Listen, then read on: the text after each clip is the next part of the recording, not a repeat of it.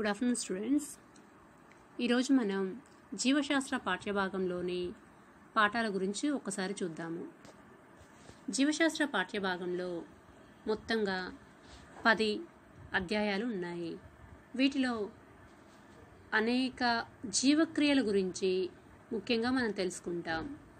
పోషణ, శ్వాసక్రియ, ప్రసరణ, విసర్జన, నియంత్రణ, ప్రత్యుత్పత్తి, జీవక్రియలలో సమన్వయము, ఇవన్నీ మానవునిలో మరియు ముఖ్యంగా జంతువులలో, మొక్కలలో జరిగే జీవక్రియలు.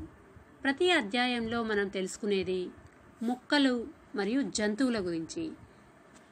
మొదటి లెసన్ పోషణ లెసన్ని మనం తీసుకుంటే, పోషణ లెసన్లో ఈ పాఠ్యభాగంలో మొక్కలలో పోషణ గురించి నేర్చుకుంటాము. తరువాత జంతువులలో పోషణ గురించి నేర్చుకుంటాము. అదేవిధంగా సెకండ్ లెసన్ అయిన శ్వాసక్రియలో కూడా మొక్కలలో శ్వాసక్రియ గురించి, జంతువులలో శ్వాసక్రియ గురించి నేర్చుకుంటాం. అదేవిధంగా ప్రతి పాఠ్యభాగంలోనూ మొక్కలలో జీవక్రియలు మరియు జంతువులలో జీవక్రియల గురించి నేర్చుకుంటాము. మొట్టమొదటి లెసన్ అయిన పోషణ మరియు ఆహార సరఫరా వ్యవస్థల్లో ఇప్పటి వరకు మనం మొక్కలు మరియు పోషణ గురించి నేర్చుకున్నాము. అయితే ఈ పాఠానికి సంబంధించిన మొత్తం మనం నేర్చుకున్నప్పటికీ దీనిలో ఇంపార్టెంట్ క్వశ్చన్ గురించి ఒకసారి చూద్దాము. వీటిలో పటం సహాయంతో తెలుపగలిగిన ప్రశ్న జవాబుల గురించి చూద్దాము. ఫస్ట్ క్వశ్చన్, మొక్కలలో కిరణజన్య సంయోగక్రియ ద్వారా పిండి పదార్థం తయారవుతుందని ఏ విధంగా మనం నిరూపించవచ్చు? ఈ క్వశ్చన్ మనకు 4 మార్కుల క్వశ్చన్స్లో వస్తుంది. ఒకసారి మనం ఈ పటాన్ని పరిశీలిస్తే ఈ పటాన్ని చూడగానే మనకు క్వశ్చన్ చెప్పగలగాలి. క్వశ్చన్ గుర్తురాగానే ఈ పటం మనకు నోటికి వచ్చేయాలి. దీనికి మరొక పరీక్ష అయోడిన్ నిర్ధారణ పరీక్ష అని మరొక రకమైన ప్రశ్నగా కూడా మనం గుర్తుంచుకోవచ్చు. పిండి పదార్థ నిర్ధారణ పరీక్ష అని కూడా దీన్ని మనం చెప్పుకోవచ్చు.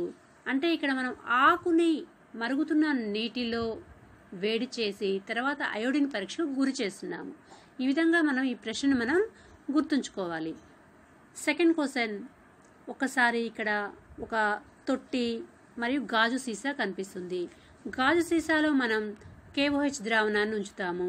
దీన్ని మనం KOH ద్రావణాన్ని తీసుకోవడానికి గల ముఖ్య కారణము కార్బన్ డైఆక్సైడ్ KOH పీల్చుకుంటుంది కాబట్టి ఈ ప్రశ్నను మనం కార్బన్ డైఆక్సైడ్ కిరణజన్య సంయోగక్రియకు అవసరం అని నిరూపించు ప్రయోగంగా మరియు మోల్స్ అద్దపత్ర ప్రయోగంగా నిరూపిస్తున్నాము. ఈ ప్రశ్న మోల్స్ అద్దపత్ర ప్రయోగము లేక కార్బన్ డైఆక్సైడ్ అవసరమని నిరూపించు ప్రయోగం అనగానే మనకు ఈ పటం మనకు గుర్తు రావాలి.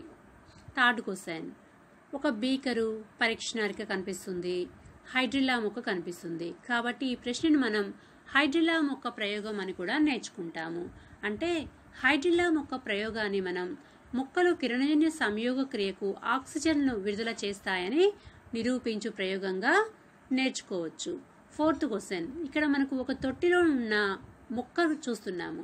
ఈ మొక్క యొక్క ఒక ఆకు భాగంలో ఒక నల్ల కాగితాన్ని పెట్టి నల్ల కాగితం మీద ఎస్ ఆకారంలో ఒక డిజైన్ని చిత్రించాము. కాబట్టి ఈ ప్రయోగాన్ని మనం నల్ల కాగితం ప్రయోగం అని కూడా నేర్చుకోవచ్చు. ఈ నల్ల కాగిత ప్రయోగం మనం చేయడానికి గల కారణం ఏంటి అంటే కిరణజన్య సంయోగ క్రియలో అంటే పిండి పదార్థం ఏర్పడడానికి కాంతి అవసరమని నిరూపించు ప్రయోగంగా మనం దీన్ని తెలుసుకోవచ్చు. ప్రతి ఒక్క ప్రశ్నకి ఒక చిత్రపటాన్ని మనం మైండ్లో గుర్తుంచుకుంటే ఆ చిత్రాన్ని చూడగానే ప్రశ్న గుర్తుకు రావాలి. ప్రశ్న గుర్తుకు రాగానే చిత్రం గుర్తుకు రావాలి.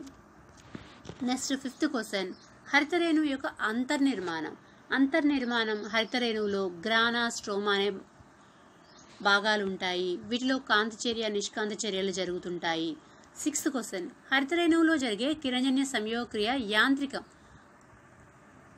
ఓకే, నెక్స్ట్ వన్, పట్టిక ద్వారా కూడా మనం కొన్ని ప్రశ్న జవాబులను వివరించవచ్చు. మొట్టమొదటిసారిగా మనం నేర్చుకుంది పోషణ అంటే ఏమిటి, స్వయం పోషణ, పరపోషణ అంటే నేర్చుకున్నాం. స్వయం పోషణ మరియు పరపోషణ మధ్య గల భేదాలు తెలుసుకోవటం. సెకండ్ వన్, కాంతి చర్యలు మరియు నిష్కాంతి చర్యల మధ్య గల భేదాలు అంటే తేడాలను మనం ఒక టేబుల్ రూపంలో వివరించగలగాలి. ఇప్పటి వరకు నేర్చుకున్న ఈ ప్రశ్నలన్నీ 4 మార్కుల క్వశ్చన్స్లో ఈ పాఠం నుండి వచ్చే